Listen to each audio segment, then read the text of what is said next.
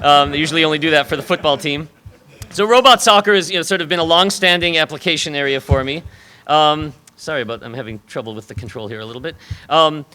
Another is just autonomous service robots. So if you come to my lab on the 3rd floor of the computer science building, more often than not, you'll see one of these robots just wandering around the hallways all day without a person following it.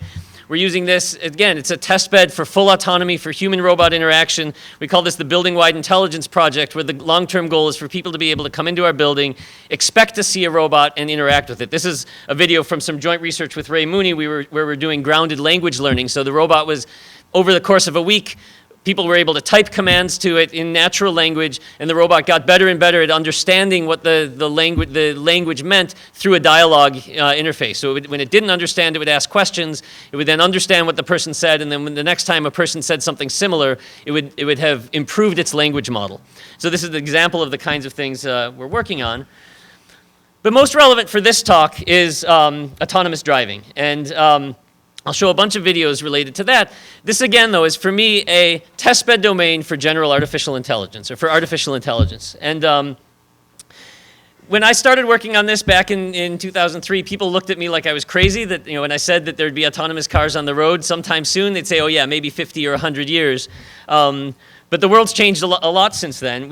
First of all, we did have a car in the DARPA Urban Challenge in 2007, and I think even long before then, technologically, we had the capabilities for autonomous cars. Now we're just getting to the point where it's economically viable, perhaps, and we're starting to wrestle with some of the real, sort of thorny issues in legal and ethics and insurance that have been the focus of discussion here.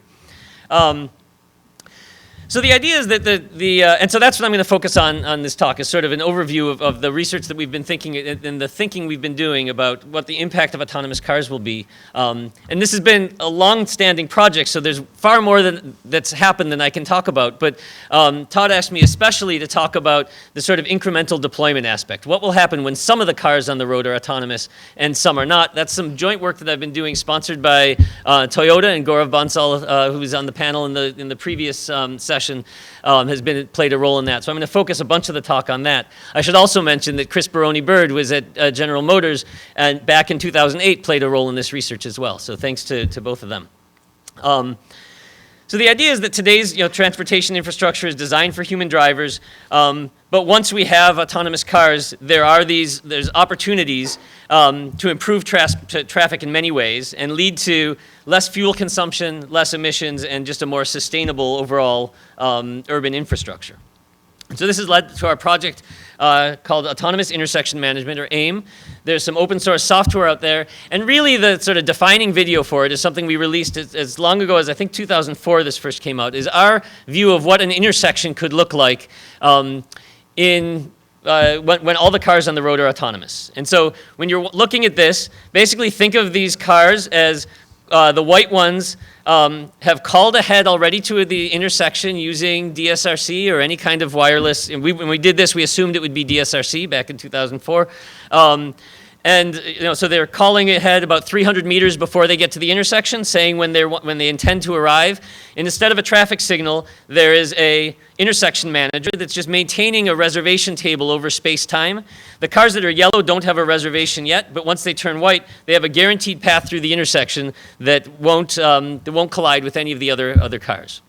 And this has gotten a lot of attention. It was first published back in 2008. It's been slash-dotted a couple of times, but a common question or reaction is, oh, I've seen traffic like that in India or China all the time. One of the differences is that we can guarantee here that if all the cars are following the protocol, there won't be any accidents, and I assure you that there's many accidents at intersections, as people know, when human drivers try to do this. So the basic idea behind it is that basically there's a car approaching the intersection. It calls ahead with what path it wants to take. There's an internal simulation at the intersection manager that's reserving or deciding what tiles or what grid spaces of the intersection that would need over time. So its trajectory over time is that it would follow, as shown here, a path through the intersection. And so it can reserve those tiles. If another car is needs any of the same tiles, then the reservation request is rejected.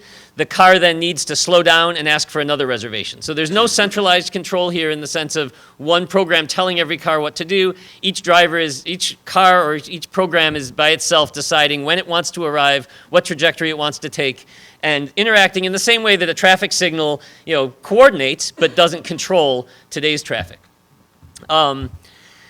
And so, we've done a bunch of evaluations. The most dramatic evaluation is when all the cars on the road are autonomous. We can say, if there's 3 lanes of traffic, we can ask, what's the delay, which we defined as, let's assume that there's a car that just goes straight through the intersection without any other cars on the road, and no traffic signal would have 0 delay. What's the difference between that and how much long it takes a car on average to go through the intersection when it's using either a stop sign or a traffic signal or our reservation system? We optimize the traffic signal with a bunch of different possible parameters to get the best possible performance we could show here. And we were able to show almost an order of magnitude reduction in delay at a single intersection with all the cars fully autonomous. Now, this, of course, raises the question that Todd seeded me with for this talk is, well, what happens if all of the cars are not all of the cars are autonomous? Some of them are human-driven.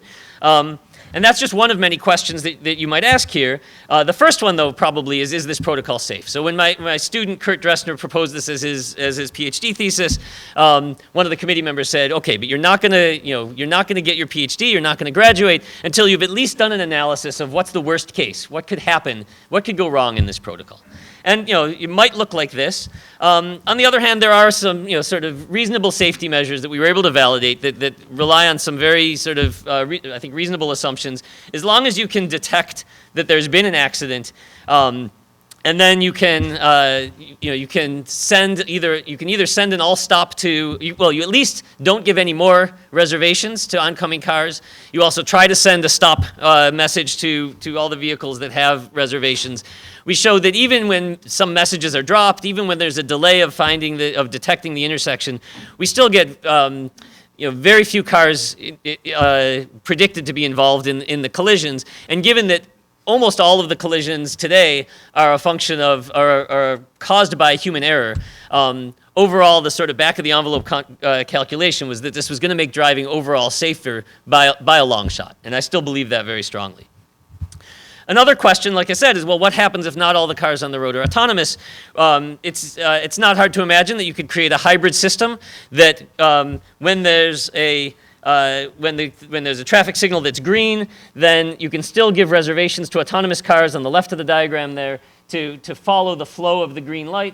And maybe allow cars to go through, autonomous cars to go through red lights as long as they're not going to conflict with where there might be a human driver, but then still deny reservations that are going to cross. And even if if you do that, you can still be guaranteed safe.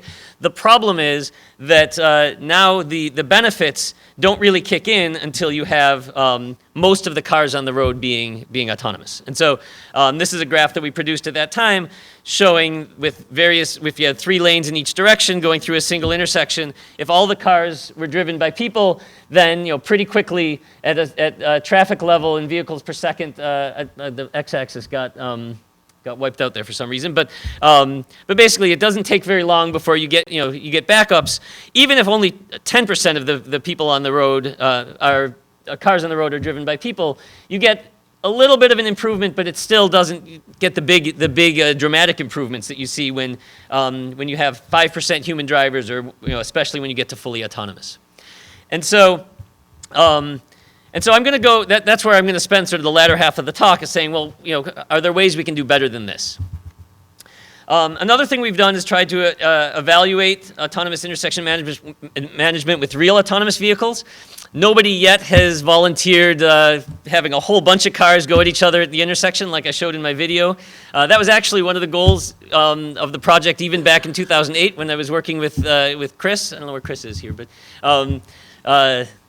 sorry, that's on before, but yeah, we were talking even then about, could we get real cars going through the intersections?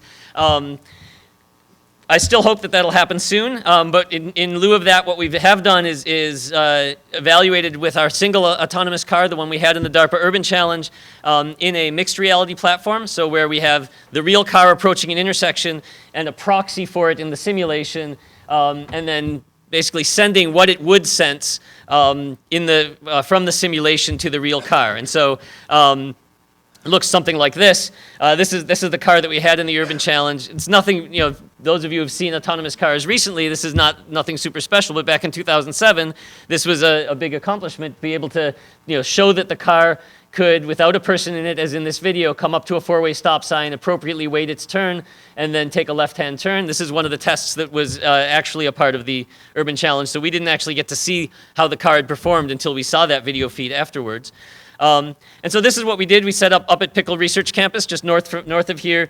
We have our autonomous car. It's got a proxy within the simulation here. The virtual traffic is being delayed. If you were just watching this from the outside, you wouldn't know whether the car needs to stop, slow down at the intersection, or whether it can go through.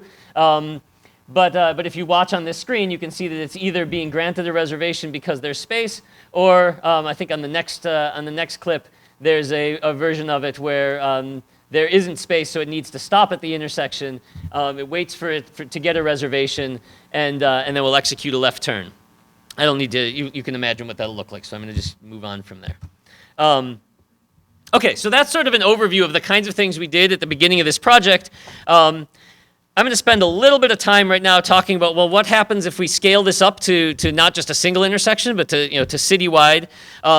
And then talk about some of the more innovative traffic control methods we've been thinking about in more recent years, but then spend, like I've said, the bulk of the latter half on this incremental deployment issue. So bear with me, I apologize in advance. I'm going through sort of a bunch of research projects here that I could spend an entire talk on, but just trying to give you a flavor of the kinds of questions that we've asked and the high-level answers. So. So again, if you do this not just at one intersection, but you try to think about what would happen at multiple intersections, you can have the ambition of trying to alleviate congestion in cities. And this is sort of one of the worst case scenarios for congestions in cities. I love the picture of the guy circled in red there who's trying to direct traffic, hoping that he's going to alleviate this big traffic jam by pointing which cars should go where. That's not going to scale up, and so we're hoping that through autonomous vehicles that we'll be able to do much better than this. And one of the ways we could do this is through dynamic route planning. And so, we could, and one of the key questions you bump up against, or key phenomena you bump up against very quickly if you do dynamic route planning is Braess Paradox, which is the phenomenon where adding additional capacity to a network when moving entities are selfishly choosing their routes, that could result in reduced overall performance. We were able to examine that in this sort of 4 intersection setting, so where there's conceptually 2 flows, the purple one starting from the top left going to the bottom right, and the yellow one that's going from the bottom left to the bottom right. This would be one of the things that might happen is that you see some of the bottom flow cars taking the long way around because they're seeing that there's a backup on the bottom link, and so they're taking this sort of long way around, which might be better for them locally, but actually is worse for traffic overall. We were able to show that if we instead close that lane to cars that have that destination, which you could do in a sort of a wireless connected kind of world, then we're able to show that now no cars are going up to the top. The individuals are being forced to take a worse route for themselves, but overall the system is doing better. And so we can imagine ways of basically opening and closing roads to different traffic flows that would help the system do better. And that's just one example. So one of the things that we spent a lot of time sort of diving into is contraflow lane reversal or dynamic lane reversal, where the idea is increasing the capacity of roads without increasing the land use for transportation. So you can imagine, if there's a lot of traffic going in one direction, then closing or redirecting one of the lanes if there's not as much traffic going the other direction. And this happens right now on a sort of rush hour in, rush hour out kind of basis, using sort of overhead signs or zipper machines. But with sort of connected vehicles, we might be able to do this on a more hour-by-hour or even minute-by-minute basis, redirecting the lanes of traffic. And so, one of the questions we asked in this research were, what are the conditions, assuming you can do this, under what conditions should you do this? And you can analyze the different flows. You want to make sure that it's not going to hurt the traffic going in the sort of more constrained direction more than it's going to help the cars going in the direction that has needs more capacity. We can describe those conditions analytically. I'm not going to go through the details here, but we can also then run simulations where we can change the directionality of lanes over time, and that simulation goes on where it changes the flow and then the lanes change as well, and then do experiments. So if we don't allow reversal, this is showing throughput. There's a lot of traffic on the eastbound road. If we do allow dynamic lane reversal, we can get a lot more throughput on the eastbound road at some kind of cost to the other roads, but an overall system benefit. And this is the kind of thing that you can imagine happening. Deciding which roads to open or which lanes to open at what time can be it's one thing to ask just on a single link, should you open or close it? But if you want to look at the whole network, it becomes a more complicated problem to analyze. We could look at it as a multi-commodity flow problem, which is an NP-hard problem, but where you can think about capacity constraints on each of the directed edges. And we can treat this with we approach this with a bi-level optimization algorithm that allowed us to then, in a sort of simulation of a large road network that had streets, arterial roads, and main roads that had different flows and different capacities as a result, we could then solve using an integer linear programming approach what happens if we allow the lanes to be redirected on an hour-by-hour basis, or a 2 hour by every 2 hours, or 4 hours, or up to the never allowing them to be redirected. We could show noticeable improvements in the throughput of the system by allowing there to be reconfigurations of the lanes. That's all. That's sort of a large sort of research direction, all in a nutshell. Another that I'm just going to show one slide on. We have a paper under review right now on this, and this is in collaboration with Steve Boyles and Kara Kockelman, sponsored by TxDOT. We've been looking at what happens if we have autonomous cars. Can we right now there's lanes on MOPAC going in that are going to have dynamic pricing. With autonomous cars, you could imagine actually dynamically pricing individual links in a network. A person could never react to that and optimize what path should they take, given that this road is now 2 cents and that one's 4 cents. How do I find the optimal route? But an autonomous car ought to be able to do that in real time. And so we've come up with an algorithm that's able to adapt the prices as flows change to get the user equilibrium, what the selfish drivers will or selfish routers will do to be as close as possible, actually in theory identical to the system optimal, the system equilibrium. And so this is ongoing work. This is with tolling. We're also looking at whether we can do this with purely positive incentives.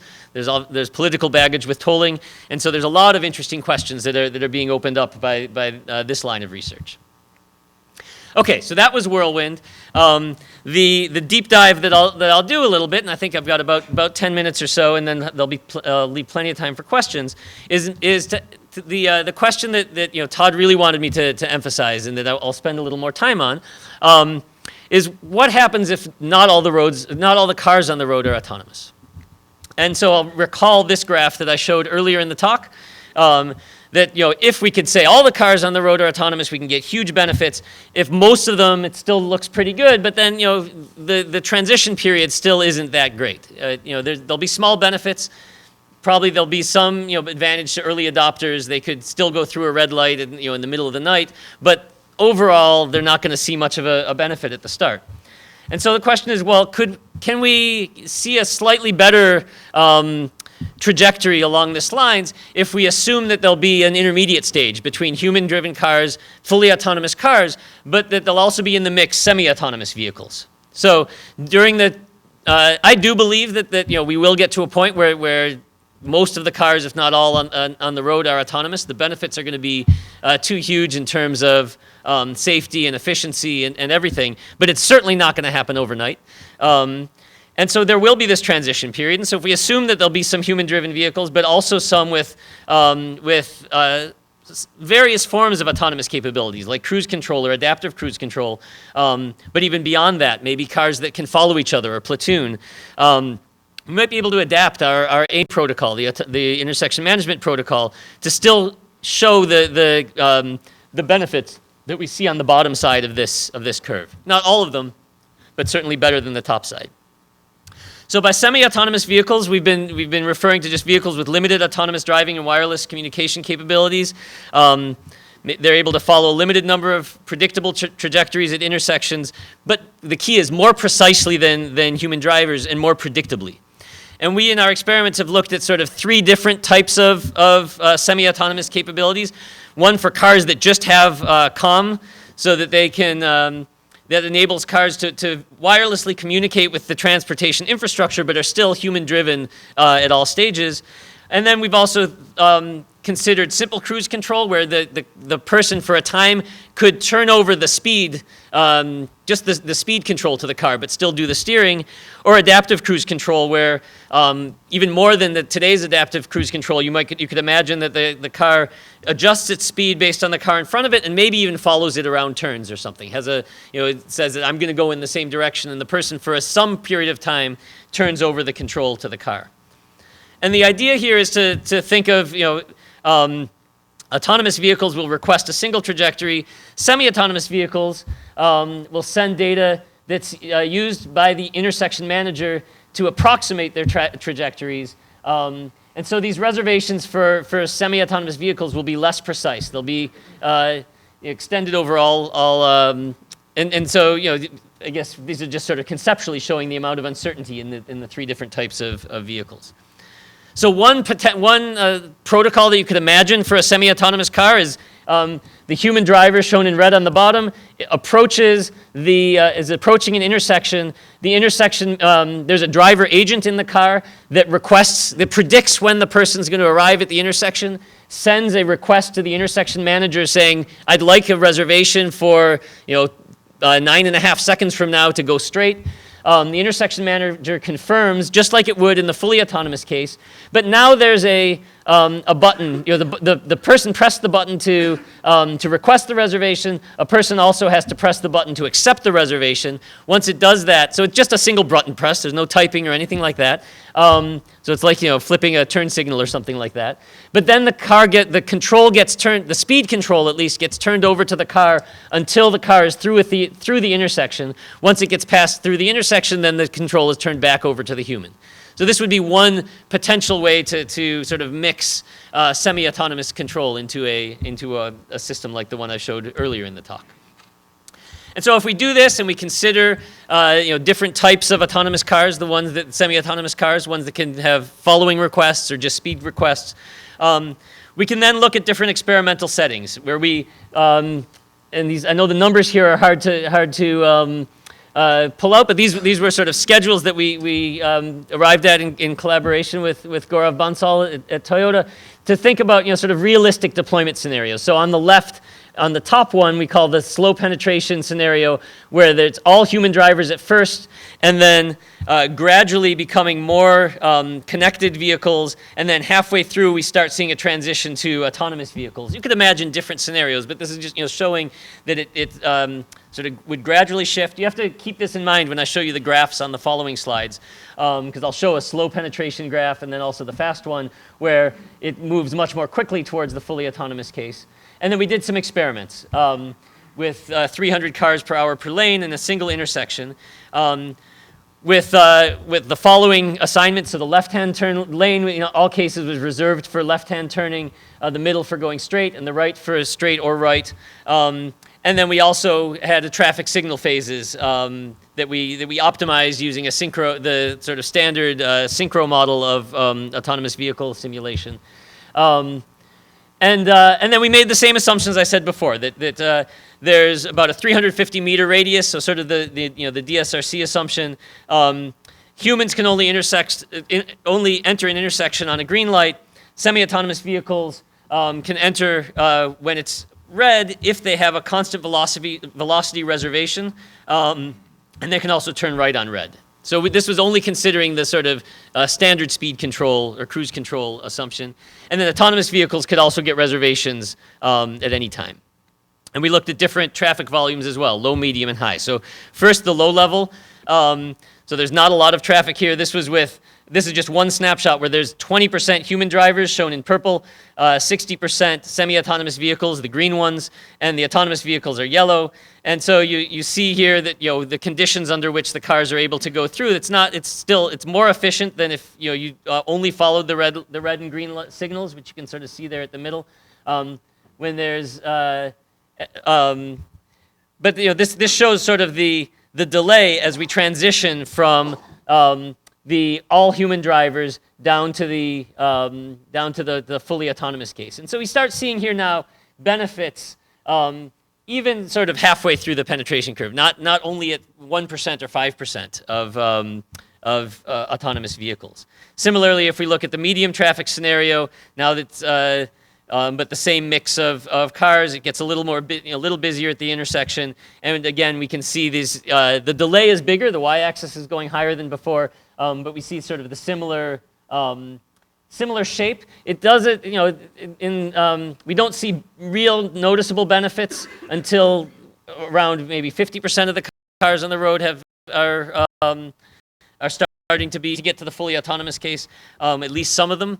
But we do see benefits, again, much quicker than at the tail. And similarly, we can do this for a high traffic setting. And it's similar shape curves. Actually, here you see benefits even a little sooner. And this is when you really care about it, when it's when you have high congestion or high traffic. So just the summary of those results was that higher traffic levels result in better relative performance for the autonomous vehicles, worse relative performance for the semi-autonomous vehicles, because you're getting more cases where they're backed up behind human drivers, or they just simply can't get a reservation. We do have to acknowledge, and I didn't show the results on that slide, for extreme traffic levels, if you have really high congestion, then you can get back to a situation where autonomous vehicles, FCFS here stands for first come, first serve. So all the simulations I've shown is just when the intersection manager accepts a reservation on a first come, first serve basis.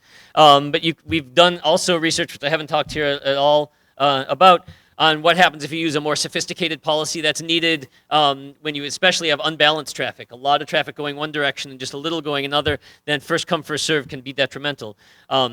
But if there are cases where there's so much traffic that using this reservation protocol is worse than traffic signals, and you can get back to a case where you want to be more like the current system, which, by the way, you can emulate very easily with the reservation system just by having the intersection manager give all the reservations for one direction for a certain period of time, and then for another direction for another period of time. So you don't actually have to have a signal at the intersection if you have all the cars being autonomous. Just the last result I'll show here is, I believe, is that you can also do analysis per car type, and look at the difference between how the human-driven cars are doing in blue, the semi-autonomous and the autonomous vehicles. This kind of sort of delay profile shows that there's always going to be an incentive for people to adopt the technology. That eventually the autonomous cars are going to be able to get better service in some sense. They're going to get through the intersections with less delay. And so the human-driven, and in particular, humans will benefit from the penetration of semi-autonomous vehicles into the market. Semi-autonomous vehicles will benefit from autonomous vehicles penetrating into the market. Oh, and we did also look at what about drop messages. If for somehow the wireless communication or is not 100% reliable, we can look at if in a case with half humans and half semi-autonomous vehicles, on the x-axis here, the dropped message probability increases. We looked at different scenarios for how long it would take to eventually get a message that has been that was dropped from half a second on the top left to 4 seconds on the bottom right. And it shows that eventually the semi-autonomous vehicles will start behaving like human vehicles. I should have emphasized, by the way, that the protocol is designed so that even if there's a total lack of communication, total communication blackout, it'll cause more congestion but no collisions. Because there's, once a reservation is granted, the worst case is that a car won't get a reservation. It will have to get to the intersection and start acting more like a stop sign. So that's the worst case when all the messages are dropped. We can also look what happens if you have half humans and half autonomous vehicles, or half semi-autonomous vehicles and half autonomous vehicles, or if you have a mix of all three. And so basically it degrades fairly gracefully. Even with 50% of the messages dropped and not getting through, we still see sort of pretty consistent. It's sort of flat. The curves are relatively flat near the beginning and only do worse near the right side of these graphs. So that's it. This has been I think I'm right more or less on time so that we can leave good time for questions. The summary here is that there's a lot to be thought about if you think if we take the physical capabilities of autonomous cars and envision what the traffic network will look like. I talked a little bit about how we can test this in mixed reality, but I'm hoping that it's not long before we can do this with real autonomous cars in a reliable way. I talked about contraflow or dynamic lane reversal, micro-tolling, and especially adding in semi-autonomous vehicles. But there's a lot more that can be thought about here, and I think really this is one of the ways in which AI technologies are going to sort of influence the urban landscape significantly in the near term. I should just, before closing, I'll make a plug for those of you who are interested. I just chaired a study panel that asked exactly that question. It was the first study panel in the 100-year study on artificial intelligence, where we were, the 2016 is the first study panel. There's going to be study panels every 5 years. We were specifically charged with answering the question, how will AI technologies impact a typical North American city by the year 2030? Transportation was definitely one of the ways in which we focused deeply, but we also looked at healthcare and privacy and security, home robotics, several other different areas. If any of you are interested in that, in addition to sort of the legal and policy implications that are going to come up, I strongly encourage you to go and search, and you'll find it easily. It's publicly available. The AI 100 or 100-year study on artificial intelligence. You can find the 2016 report.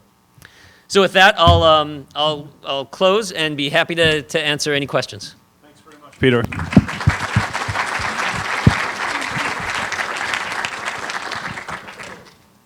Questions? Peter, I visited a transportation center connected to the University of California, Riverside, and I was talking to them about your AIM intersections. Of course, they all know you and, revere you and read over your papers, but they were saying, no, it's best not to do this with orthogonal intersections, but have rotundas, because the problem with rotundas is that humans merge poorly. But even if you have a small penetration of connected or autonomous vehicles, they can help the humans to merge more easily, and it's a less fragile or say more forgiving kind of intersection. But that means drilling up or jackhammering up things. Right. So that means in Europe that's easier because there already are more traffic circles. Here it would mean changing the infrastructure. I think the question is also partly what are you trying to optimize? Your safest intersections are to have no traffic control at all. Just allow people to go straight through, and everyone slows down, becomes hyper aware of everybody else, So, but if you're talking about efficiency and sort of just how quickly can you get through the intersection, this is compared to a rotunda, the cars here are barely slowing down; they're still going straight. There's so this is going to be more efficient. Safety would be possibly a different question, but I'm not even sure about that. I saw a question up there. Yep.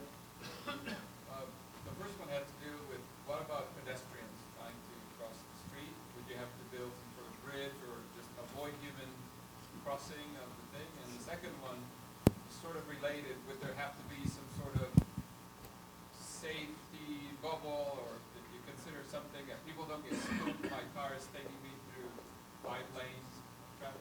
Yeah, so let me answer the second one first. So first of all, I mean, this is sort of for dramatic effect. We have the cars, just requesting the grid cells that they need to. If we just pretended the cars are twice as big as they are, then they won't get as close to each other, right? The efficiency will go down a little bit. People in the in the cars will not be as spooked as much as you said. We actually, to do this, we do have buffers.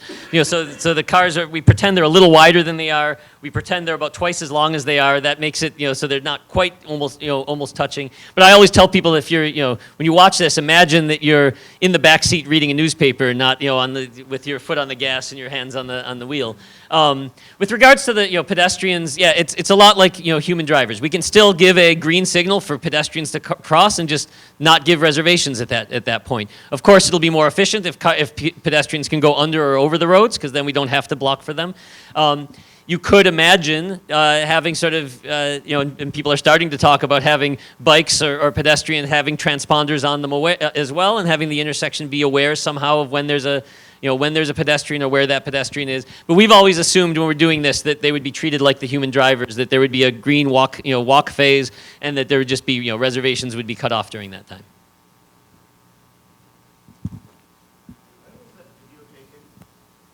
This one? Oh, somewhere in India. That one's just, you can find that easily I think it's probably the first video that comes up if you search for traffic in India. So, yeah. so I have a quick question here. So are big fat Cadillacs going to get fewer reservations going through that intersection? That's a policy question. So we have done research on the opposite of that. If we can give priority reservations to ambulances and not give reservations to so when an ambulance is approaching, not give any reservations to the cars that would be blocking it, and give priority reservations to any car that's in front of it. We can give measurably quicker or reduced delay to emergency vehicles in that way. If you wanted to give priority reservations to Priuses or electric vehicles or something, you could. I mean, it's not. You could. That video when it's running is using purely first come first serve. But you can. Oh, I see. So it's just, will it be harder for it to get the tiles, right?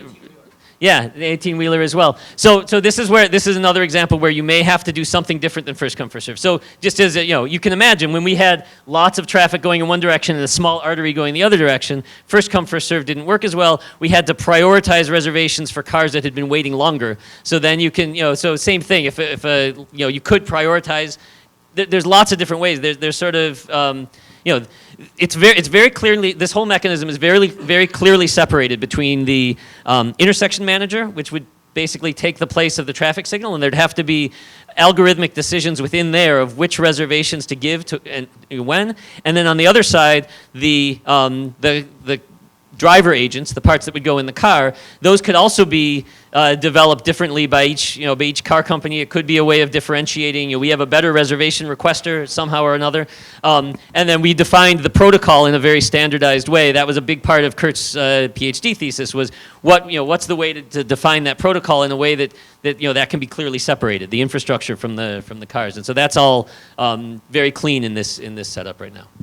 I saw a lot of other questions, but unfortunately, we're going to have to keep moving on. Peter, thanks again for the very interesting talk.